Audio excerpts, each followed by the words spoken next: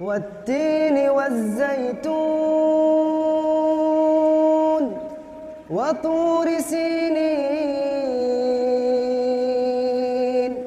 وهذا البلد الأمين لقد خلقنا الإنسان في أحسن تقويم ثم رددناه أسفل سافلين